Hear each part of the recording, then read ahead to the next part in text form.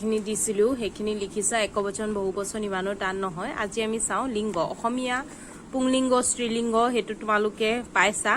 हिंदीও তেনেকুৱাই। लिंग की परिभाषा काक बोले हेतु स्वा व्याकरण में लिंग का आश्चर्य शब्द की जाति के लिए प्रयुक्त चिन्ह से है। वस्तुत लिंग उसे कहते हैं जिससे संज्ञा को स्त्री या पुरुष होने का बोध हो। तो लिंग काक बोले हेतु हिंदीत ये डखर हब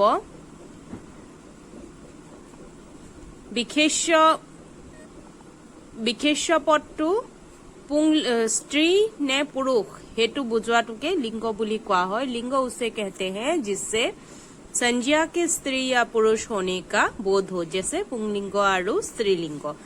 अहोमियार निसिना एकेई पुलिंग होल पुंलिंग संज्ञा के उस रूप को कहा जाता है जिससे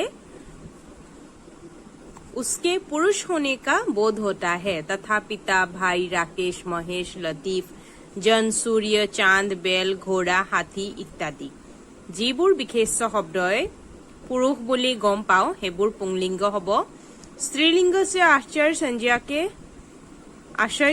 के उस रूप से है जिसे उसके स्त्री होने का पता चले। यथा राधा, ममताज, सलेहा, मेरी, शीला, घोड़ी, बकरी, मछली, मैना, तितली, कोयल, पत्नी, कन्या, बालिका, बहन एबिलाक। तो स्त्रीलिंग पुंलिंग पालो। एतिया पुंलिंगर পৰা स्त्रीलिंगলৈ কেনেকে হলনি হয়।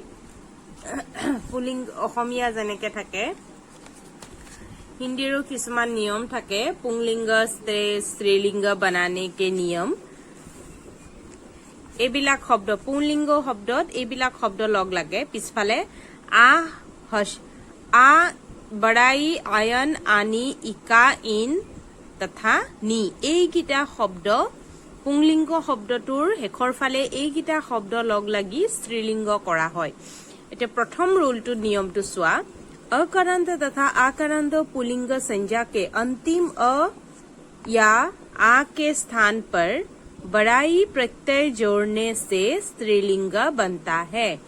पुंलिंग शब्दर हेखर फाले अ बा आ जदि उच्चारण হয় एटुत नर अ उच्चारण হৈছে তেতিয়া স্ত্ৰীলিংগ কৰোতে দীঘইকাৰ লগাই দিয়া হয়। এতিয়া নৰটো কি হল দীঘইকাৰ লগাই নাৰী, देव हले देवी, पुत्र हले पुत्री, लड़का एटु आ आसे लड़का आसे न हेखर फाले दीघइकार लगाय लड़की होल। चाचा, चाची, दादा, दादी, बेटा, बेटी होले एटु फर्स्ट नियम टू एटु। सेकंड नियम टू होल कुछ पुलिंग संज्ञा शब्दों के अंतिम आ के जगह या लगाने से स्त्रीलिंग बनता है। किसुमान पुलिंग शब्द आ যদি আৰে শেষ হোৱা পুলিংগ শব্দ কিছুমানত ইয়া লগ লাগে। এতিয়া চোৱা বুঢ়া, বুঢ়িয়া হলে হসই লগাই ইয়া লগালে দেখিছানে ছোটা ই আৰু ইয়া। চুহাটো চুহিয়া, কুত্তা কুতিয়া হলে ইয়া শব্দ লগ লগালে।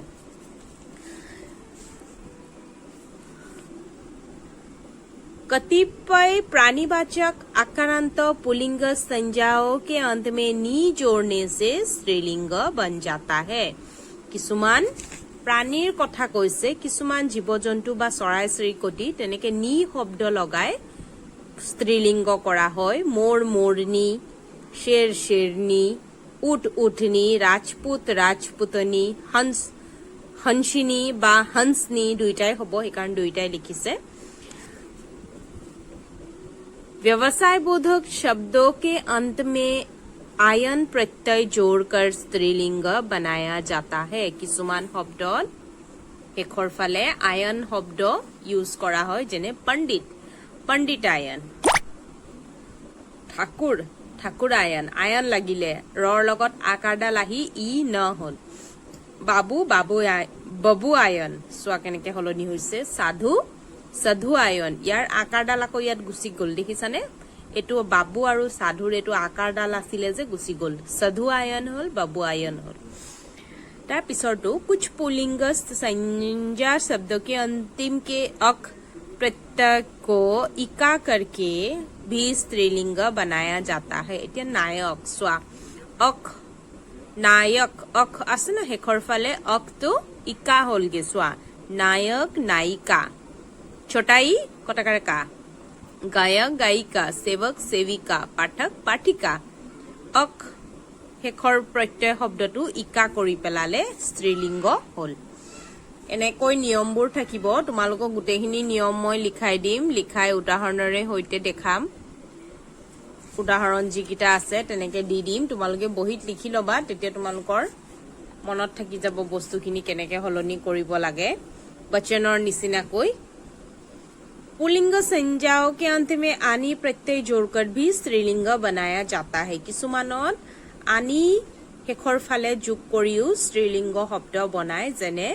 मेहतर टू मेहतरानी हले ৰৰ লগত আকাৰ লগাই নট দীৰ্ঘইকাৰ सेठ सेठानी नौकर नौकरानी देवर देवरानी जेठ जेठानी हले 7 नंबर तो कैसे वर्ण तथा व्यवसाय सूचक तथा प्राणीवाचक शब्दों के अंत में इन लगाकर भी स्त्रीलिंग बनाया जाता है माने जाति बा व्यवसाय सूचक तेनेকুৱা बा जीव जंतुर कथा होक इन शब्द लगाय स्त्रीलिंग करा হয় माली मालिन हसैकार লাগিব এটো দীৰ্ঘইকাৰডাল হসৈকাৰ হৈ গল দেখিলানে তেলি তেলিন লুহাৰ লুহাৰিন লুহাৰ মানে লুৰ বাসন লুৰ কাম কৰা মানুহ বাসন বৰ্তন লুৰ বস্তু গঢ়া মানুহ কাহাৰ কাহাৰিন কাহৰ বাসন বৰ্তন গঢ়া মানুহ নাই নাইন নাইন নাপিত কথা কৈছে নাই নাইন ধবি ধবিন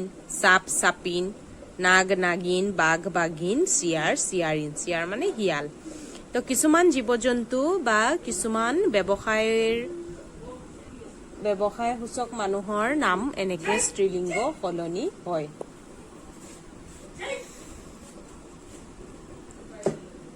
কি হয়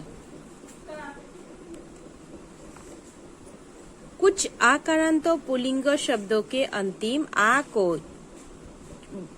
को अकर स्त्रीलिंग बनाया जाता है किसुमान पुल्लिंग आ हले स्त्रीलिंगत अ हबो एतु भेसा आ हले ইয়াত ভেজ হল অ হৈ গল বুজি পালানে আকাৰডাল উঠি গল ভেসা ভেজ ভেৰা ভেৰ স্ত্ৰীলিংগ ভেৰ বুলি কৈছে तार पिছত 9 नंबर तो कैसे कुछ आकारांत पुल्लिंग शब्दों के अंतिम आ को बड़ाई करके स्त्रीलिंग बनाया जाता है किसुमानत शेखर फाले आ टू बड़ाई दीर्घइकार होयगे फुफा एटु पेहा दे फुफा फुफी पेही जीजा जीजी भिंडो एटु बा हबो मामा मामी नाना नानी दादा दादी बेटा बेटी आ टू दीर्घई होल हले এনেকে হলনি হয় তোমালোকে এইখিনি জানাই বাৰু कुछ पुल्लिंग संज्ञाओं के स्त्रीलिंग रूप नितांत स्वतंत्र होते हैं जैसे दरजाटा खुला रखो जाइबो गिया बारो या